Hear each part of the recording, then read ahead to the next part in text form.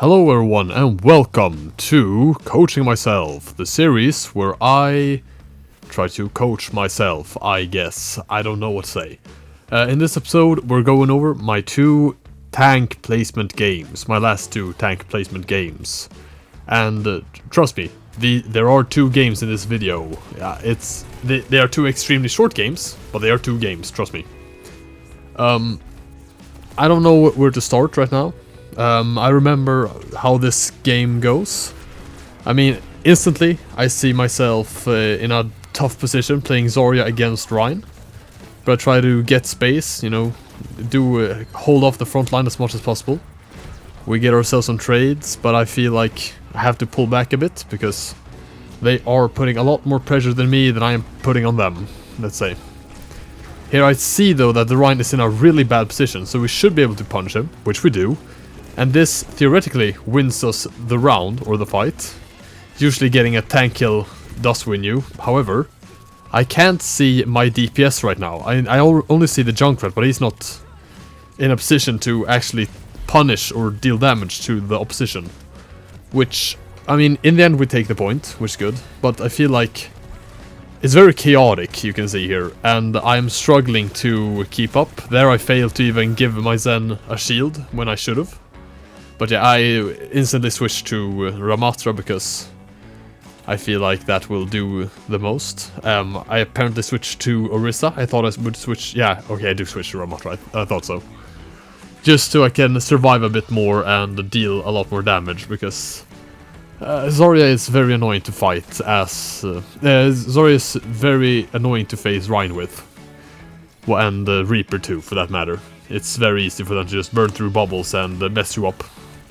So yeah, I try to be a bit clever to go around here, but I have not really kept up with what my DPS are doing, or support for that matter. I only knew I had one person with me, and I was unsure of what character I had with me. And that ends up with the team getting really split up, and, making this a very hard point to win.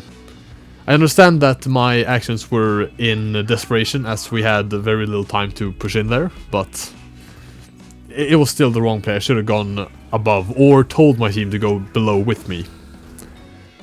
So yeah, a big problem here. I remember being a bit mad at my DPS, something that I didn't really express towards them, because I know it's irrational to be mad at the game, or mad at people because of a game. But I feel... what my big problem here is, and why I'm mad at my DPS, is what I'm saying. I'm mad at my DPS because I don't feel they are taking the space I'm trying to give, or getting any different positions. But then again, I'm not really keeping track of what they're doing and playing around them. Like, it's easy to, blame your team for not playing optimally. But I don't know even how they're playing, because I'm not really keeping track of them, and I'm just assuming they will push in with me. Like there, it's just not... I'm kind of playing on my emotions and not with my brain here. I'm trying to do push forward, but I'm not taking the optimal route for my team to help me, heal me, and push in with me. Which is not good. So yeah, here we are just standing around. I don't know what else to say, just trying to get some damage, get my ult up so I can have my second life. There, I should actually just push in the front line. When I see or find out the Ryan is to the side, I should just push right into his team, because they don't have their tank. And yeah, I ult. I think the Ryan has an ult too, which I'm trying to bait out so he just ults me and not the team, so the team can do more. But yeah, it's very hard to keep track of the team in these situations, of course. But I still need to do something better. Like, allow the team to push in, around, take the space, just... I don't know. And if I don't think my team is playing, if I believe I can tell my team to play better, I should tell them but telling them will almost always result in it sounding toxic. Like, telling people that they are playing in the wrong way, or that they are playing suboptimally, is really difficult to do in a way that isn't infuriating for the other person, or just gonna make them feel like shit. Because it's not fun being told that you're playing it wrong. There I was on a hunt for the Reaper too. So yeah, which is also why I don't recommend the people, you know, when they are unhappy with something, expressing that dissatisfaction with the team performance to the team, because that will just make them mad, depressed, or just toxic, which is, I guess, mad too. One thing you can do to help your team without trying to guide them into doing what you think is optimal is to try to see what is giving them a hard time. Is it a Cass, maybe? You know, constantly punishing them or bullying them? Is it a dive that is haunting them, making it so they can't push in? You know, you gotta see, as a tank, you gotta... I mean, tank is the most mentally taxing role, because you gotta keep track of so many things, while also, you know, holding off their entire team. But yeah, like, is the Rhine the problem for them, or is it a DPS that is causing issues? And what can I do to most combat that? Is it that I go in and bully that DPS that is taking care of them, or is it punishing the fact that their tank is not defending their backline? You know, something like that. Because that's the kind of stuff you need to be able to recognize and see where the issue is. Because, like, just a slight tweak in your gameplay can be enough to, you know, save the game, to swing the tides of battle. Like, instead of going after Rhine as much as I do, I could just maybe switch to a dive and go for their backline. Or something similar. Like, here, I'm failing miserably at defeating this Wujang, I don't know. But there and I still die there.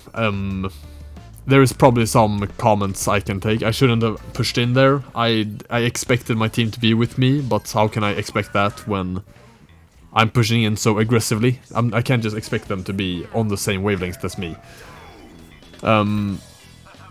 I don't know what else I should say.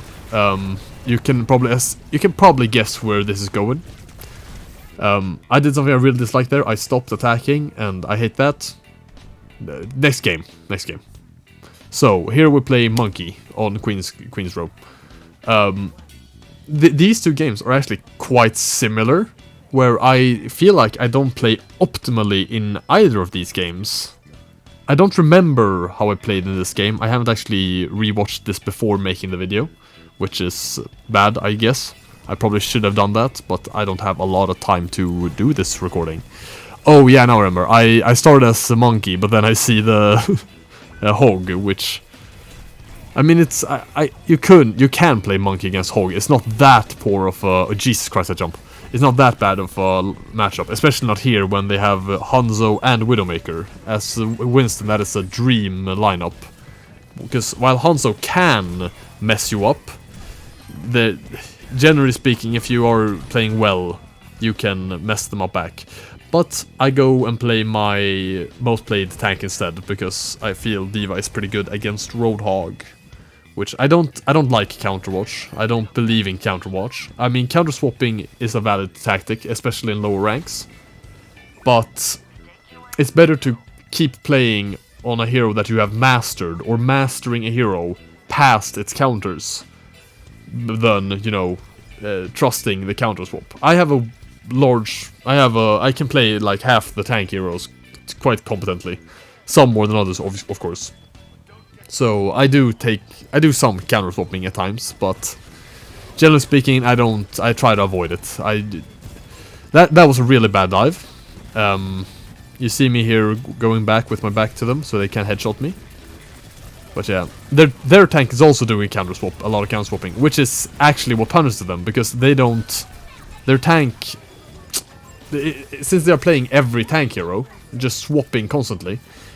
It shows that they are not confident enough on one tank hero to just let... I'm explaining this poorly, but it's always better to be a master of one hero or two heroes than swapping between them a lot. Oh, I love that from Arana. My aim isn't very good here, I feel. But yeah, that's what you should do with D.va a lot. Ana is a really annoying hero to play against as tank, because her sleep and anti are real annoying to play against for obvious reasons. If you play the game, you know why. But D.va is one of the best heroes to counteract that. I'd say D.va and Zarya are the two best tanks against Zarya. Against Ana, I mean. But that's one of my weaknesses actually with D.va, is to play against Ana, because I'm not really... I'm not that good at focusing on the Ana abilities always. Well, I mean, this game makes me seem quite good at it, I think. Because I've countered the Ana things quite well here. This is a normal thing actually, that I always enjoy when I play D.va, is the people trying to counter D.va with Zarya. Now this isn't a bad map to do this at, but generally speaking, Zarya doesn't counter D.va that badly, as badly as people think she does.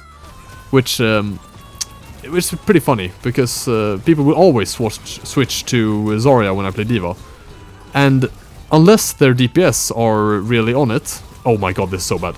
Unless their DPS is really on the countering of D.va, or focusing D.va, then Zarya isn't gonna do much, and you can easily just, you know, bait out the bubbles and then melt her when she's used one of her bubbles, and you have like someone else in your team that can help you focus her. Especially on maps with a lot of high ground. Zarya loses D.va every time if there's a lot of high grounds. If there are a lot of high grounds. If there is a lot of high ground. Anyway. He has swapped once more. And I do something really stupid there. Which, I mean... I didn't really think. My team wasn't there. I only saw the 2 DPS. I should have waited for my supports, of course. However, my team in this game... They're really good. The DPS got an insane position here. And I'm thankful to have these very competent players. And the supports were also awesome, I have to say. I remember the Ana was incredible. Even though I didn't always get the healing I wanted, I feel like I think they supported the DPS in a way that, you know, allowed them to really flourish. And here you see me trying to support the soldier by just blocking all the CC and countering, and then keeping the tank at bay when he... I mean, it's not hard keeping the tank at bay since half his team was dead there, but I'm just yapping at this point. Yeah, I think this has been a bit of a... not very... I don't have a lot of time to speak. This was the second episode of my voice rover. I think next episode I will do live recording while I play my DPS rank ups. What else is there to say? I have a document here. I hope you guys enjoyed. If you enjoyed, wow, that's incredible. This has been chaotic, for me at least. I don't know how the product will be. If you do enjoy, do stay here for when this video series becomes improved. It gets improved. Anyway, here, what rank do I get? Oh, Diamond 3 is my predicted rank. Oh my god, what do I get? What rank do I get? Oh my god, I became Diamond 3! Wow! I'm going to push for Masters, probably next season. We shall see. Anyway, bye now! Bye-bye!